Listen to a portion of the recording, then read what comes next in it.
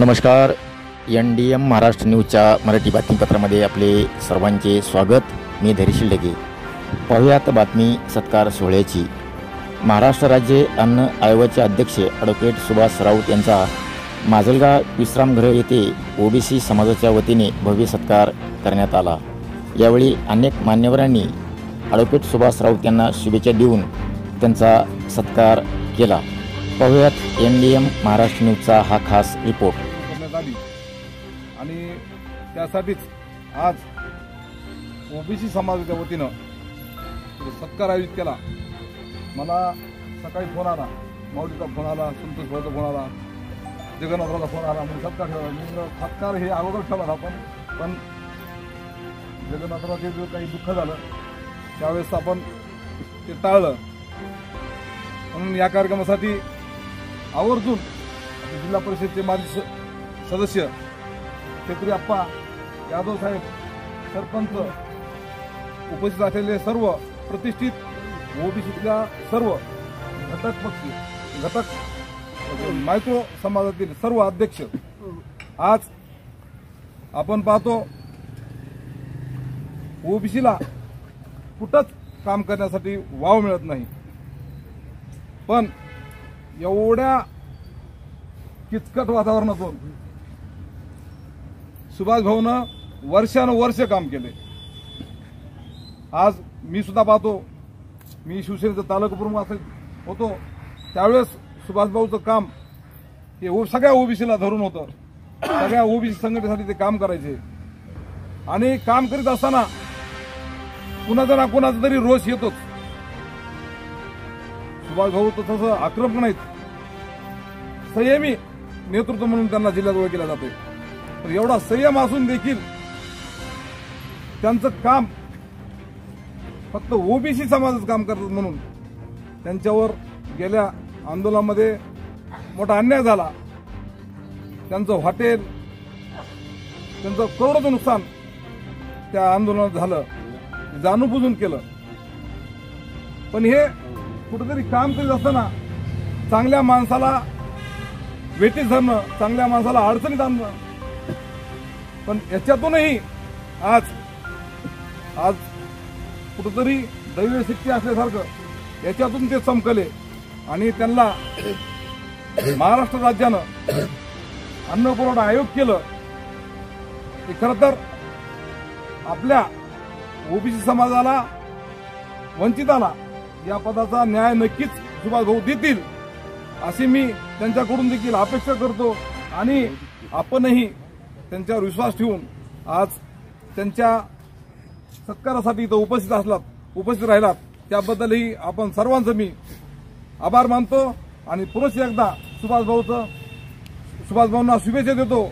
आणि याहीपेक्षा आणखी त्यांना पुढच्या काळामध्ये मोठे पद मिळो अशी आमची सर्वांच्या वतीनं तुम्हाला शुभेच्छा देतो. आणि इथे आपल्या या माजलगाव तालुक्यामध्ये आपले ओबीसीचे नेते सन्माननीय सुभाष भाऊ राऊत यांची नुकतीच महाराष्ट्र राज्याच्या राज्य अन्न आयोगाच्या अध्यक्षपदी निवड झाली. त्याबद्दल त्यांना मी सर्वप्रथम आपल्या माजलगाव मतदारसंघाच्या, माजलगाव तालुक्याच्या वतीने सर्वप्रथम त्यांना शुभेच्छा देते. आणि या छोट्याशा आमच्या कार्यक्रमाच्या माजलगाव तालुक्यातील नाही तर मतदारसंघातील ओबीसी बांधवांना खरं तर आज सुभाष भाऊंचा सत्कार या ठिकाणी आपण ठेवण्यात आलेला आहे. तर सुभाष भाऊंचं सर्वांना आतापर्यंत जे काही कार्य केलेले ते आपल्या सर्वांच्या परिचित असणारे सुभाष भाऊ यांना सगळ्यांना आपल्याला माहित आहे. तर खरं तर आताच भाऊंनी सुद्धा सांगितलं की ओबीसीची लढाई भाऊंनी कशी जीवाचं रान करून लढवली. प्रत्येक वेळेला भाऊवर किती अन्याय झाला, कितीही आरोप झाले तरी भाऊंनी त्या आरोपाला, त्या अन्यायाला दुजोरा न देत त्यांची लढाई त्यांनी पूर्णपणे करण्याचं काम सुभाष भाऊंनी केलंय. आणि आपल्याला सर्वांना माहित आहे गेली वर्षभरामध्ये काय काय वातावरण आहे.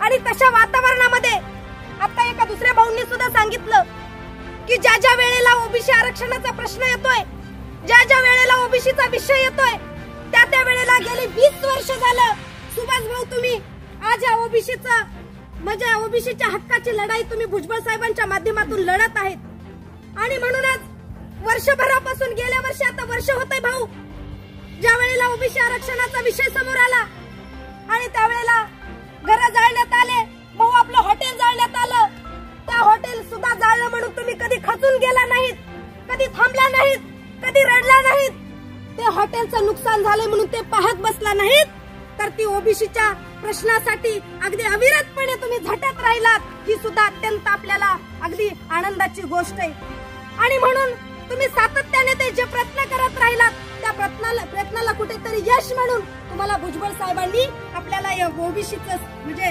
कुठेतरी चांगलं करण्यासाठी तुम्हाला आज एवढं मोठं पद दिलंय आणि ते पदच नाही भाऊ तुम्हाला दिलं तर मला तुम्हाला सर्वांना आवर्जून सांगायचंय हे पद तर भुजबळ साहेबांनी दिलंय पण ओबीसीचं कुठेतरी काहीतरी एक चांगलं केलंय ओबीसीच्या हिताच्या प्रश्नासाठी सुभाष भाऊ आज तुम्ही रस्त्यावरती उतरलात रस्त्यावरची लढाई लढली म्हणून तुम्हाला भुजबळ साहेबांनी पद दिले तर आपण काय त्यांच्यासाठी दिलंय आपण काय त्यांच्यासाठी केलंय तर आपण मला सांगायचंय मला की आपण जरी काही दिलं नसलं आपला एक ओबीसीचा नेता म्हणून ज्यांनी लढाई लढवली ज्यांनी अनेक दगड काय चिखल दगड शेण माती काय बोलले नाहीत त्या माणसाला लोक काय बोलले नाहीत तर त्याच्यासाठी आपल्याला त्यांना कुठेतरी आणखीन पुढच्या ह्याच्यावरती घालवायचं त्यांच्यासाठी नाही तर आपली लढाई लढवण्यासाठी आपल्याला कुठेतरी आपले प्रश्न मांडण्यासाठी आज जे ओबीसीचं वातावरण चालू आपल्या माजलगाव मतदारसंघाची जी परिस्थिती आहे माजलगाव मतदारसंघामध्ये आपण पाहतोय की आज ओबीसी मराठा समाजाचं राजकारण चालू तर मी भाऊ तुम्हाला नाही म्हणणार मी तमाम आपल्या या माजलगाव मतदारसंघातील ओबीसीच्या जनतेला माझं मागणं आहे मी एक सांगू इच्छिते आजपर्यंत ज्यांनी कुणी काही केलं नसेल त्यांना तुम्ही म्हणता यांना उमेदवारी द्या त्यांना उमेदवारी द्या तर मी तर म्हणते इथं जमलेल्या सर्वांनी आपण भाऊच्या उमेदवारी सुटण्यासाठी सुद्धा आपण प्रयत्न केले पाहिजेत आणि भाऊ तुम्ही येणाऱ्या भविष्य काळामध्ये या माजलगाव मतदारसंघाची तुम्ही निवडणूक लढवावी विधानसभा लढवावी हा आमचा या ठिकाणचा सर्व ओबीसीच्या जनतेचा आमची सर्वांची मागणी आहे कारण आतापर्यंत तुमच्याकडे काही नसताना तुम्ही एवढे ओबीसी समाजाचे प्रश्न मार्गी लावलेले आणि काही दिल्यावर किती प्रश्न मार्गी लावते याचा सखोल तुम्ही अभ्यास करा ज्यांनी कुणी आतापर्यंत ओबीसीच्या प्रश्नासाठी झटलेले नाही त्यांच्यासाठी आपण मागणी मागतोय पण आपण ज्यांनी आपल्यासाठी काहीतरी केलंय त्यांच्यासाठी तुम्ही काय मागतात साहेबांनी दिलंय ही आपल्याला अगदी आनंदाची बाब आहे पण आपण त्यांच्यासाठी काय देतो हे एक शोकांतिक त्याच्यासाठी येणाऱ्या भविष्य काळामध्ये या माजलगाव मतदारसंघामध्ये या सर्व ओबीसीच्या जनतेने आपले म्हणजे आपण मागणी केली पाहिजे की आपण कुठेतरी आपल्या एका नेत्याला मान सन्मान देऊन ओबीसीचे प्रश्न मार्गी लावण्यासाठी आपण त्यांची शिफारस करू आपण त्यांच्यासाठी त्यांचं ओबीसीच्या एक आपल्या मतदारसंघामध्ये त्यांना उमेदवार म्हणून आपण मागून घेऊ आणि सर्वांनी मिळून जर आपण ताकद लावली तर बंधूंनो आपल्याला सगळ्यांना माहित आहे ओबीसीची जर एकजूट झाली तर नक्कीच भाऊ या माजलगाव विधानसभेचे आमदार झाल्याशिवाय राहणार नाहीत म्हणून या ठिकाणी मी आपल्याला सर्वांना शब्द देते आणि तेवढंच मी मागणी सुद्धा करते आणि तुमच्याकडे एवढी माफक अपेक्षा करते एवढं बोलून मी माझे 2 शब्द थांबवते जय हिंद जय महाराष्ट्र जय ज्योती राज्य अन्न आयोगाच्या अध्यक्षपदी माझी निवड झाल्याबद्दल जो आज माजलगावमध्ये सत्कार ठेवण्यात आला होता या सत्कार प्रसंगी उपस्थित असलेले आमचे ओबीसीचे नेते सातत्याने ओबीसीमध्ये चळवळीत काम करताना मार्गदर्शन आणि सहकार्य करणारे आमचे मित्र आदरणीय ज्ञानेश्वरराव मेंढके साहेब त्याचबरोबर या ठिकाणी उपस्थित असलेले आदरणीय माजी जिल्हा परिषद सदस्य आदरणीय नेत्री अप्पा या ठिकाणी निवृत्त होऊन राजकारणाची निवडी घेतली आमचे गुरुवर्य मार्गदर्शक सरपंच आदरणीय यादव सर आत्ताच त्यांनी मार्गदर्शन घेतलं अशा आमच्या राऊतताई भाजपच्या माध्यमातून त्या काम करत आहेत त्याचबरोबर वडोणी तालुक्याचे समता परिषद तालुका अध्यक्ष आमचे स्नेही वैजनाथजी शिंदे साहेब त्याचबरोबर भारतभाऊ फुलमाळी दिंडूडचे सरपंच आमचे मित्र कोमटवार साहेब या ठिकाणी एकता परिषद जिल्हाध्यक्ष ज्ञानेश्वर कोरडे, एकता परिषद तालुका अध्यक्ष जगन छेत्री, सर्व आता समोर बसले आमचे डॉक्टर साहेब आहेत, भोपळे साहेब आहेत, आढाव सर आहेत, सगळ्यांचे नावं घेत बसलं तर पुन्हा कार्यक्रमाला उशीर होईल. राजाभाऊ, आज या ठिकाणी निश्चितच गेल्या 20 वर्षापासून मी सामाजिक चळवळीमध्ये काम करतो. आपण सर्वांनी पाहिलंय ओबीसीचा ज्या वेळेस अन्याय होईल किंवा विद्यार्थ्यावर अन्याय होईल त्यावेळेस एक अखिल भारतीय महात्मा फुले समता परिषदेच्या माध्यमातून आवाज उठवण्याचं काम त्या ठिकाणी आदरणीय भुजबळ साहेबांच्या नेतृत्वाखाली मी करत आलेलो आहे. हे काम करत असताना माझी निवड 2004ला जिल्हाध्यक्ष म्हणून झाली. त्यावेळेस भोपळे सर वगैरे कंटिन्यू संपर्कात असायचे, आढाव सर असतील, सगळी कंपनी संपर्कात असायची. छेत्रे साहेब तालुका अध्यक्ष होते, चंद्रकांत छेत्रे नोकरी लागले, शासकीय सेवेत गेले तरी ते पुन्हा सामाजिक संघटनेमध्ये सक्रिय असतात. निश्चितच जे काही मी गेल्या 20 वर्षामध्ये आंदोलनं केली, कार्यक्रम घेतले, त्यामध्ये मला माजलगाव तालुक्यातून जास्तीत जास्त सहकार्य लाभलं. निश्चितच आत्ताच आपण सांगितलं गेल्या 1 वर्षापासून आरक्षणाचा वाद जोरात सुरू आहे. आपला कुठल्याही समाजाला विरोध नाही, कुणाला आरक्षण द्यायला पण विरोध नाही, फक्त आपल्यातलं आरक्षण कुणी काढून घेऊ नये यासाठी आपण सातत्यानं त्या ठिकाणी लढाई लढत आहोत. हे करत असताना महाराष्ट्रात ज्यावेळेस हे आरक्षणाचा विषय आला त्यावेळेस पहिला रस्ता रोको 1 वर्षापूर्वी मी बीड येथे बायपासच्या चौकामध्ये घेतला. 1000 आपले कार्यकर्त्यासहित उपस्थित राहून त्या ठिकाणी सत्कार आपलं या आरक्षण जेव्हा ओबीसीला धक्का न लागता मराठा समाजाला आरक्षण द्यावं ही भूमिका घेऊन आपण त्या ठिकाणी कार्यक्रम घेतला. आणि तेच कार्यक्रम घेतल्यानंतर जी घटना घडलीनंतर किंवा हा खूपच ओबीसीसाठी सातत्याने लढतोय, भुजबळ साहेबांच्या जवळ आहे, मग तेच राग धरून आपल्या मतदारसंघाचे आमदार दादांचं घर जाळलं. त्यानंतर इथून लागलीच माझ्यावर अटॅक झाला. बीडमध्ये ठराविक जे क्षीरसागर फॅमिली आणि मी सोडलं तर बाकी कुणाचं घर जाळलं नाही. त्यांनी जाणून बुजून ओबीसीला त्यावेळेस टार्गेट करण्यात आलं किंवा याचं जेवढं आर्थिक नुकसान करता येईल तेवढं करायचं या पद्धतीने त्यांनी केलं.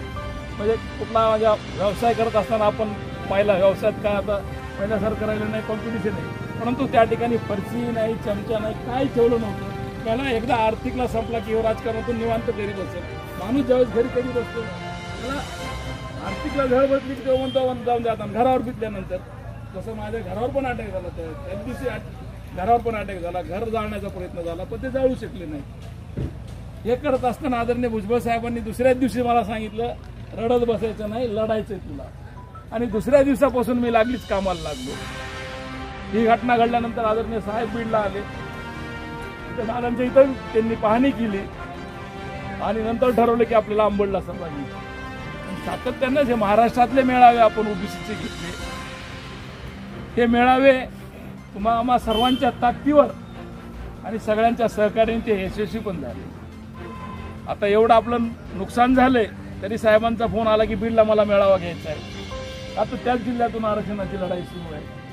ठीक आहे म्हणलं, 13 जानेवारीला तो आपण घेतला, आपण सगळ्यांनी त्याला ताकद लावली,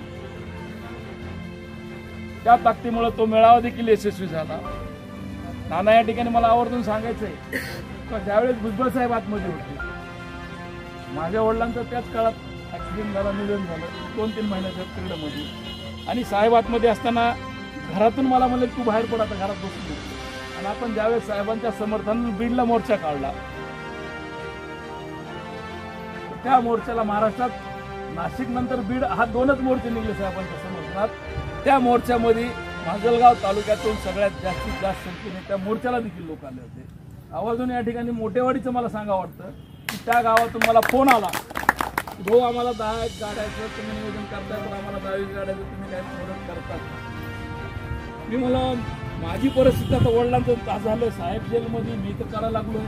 मला मी काही देऊ शकत नाही, मी तुमच्या सुखादुखात असतो, परंतु मी आर्थिक मदत तुम्हाला काही देऊ शकत नाही. तुम्हाला यायचं तर या, नसं तुमचं तुम्ही असं बोलून गेलो पोरांना.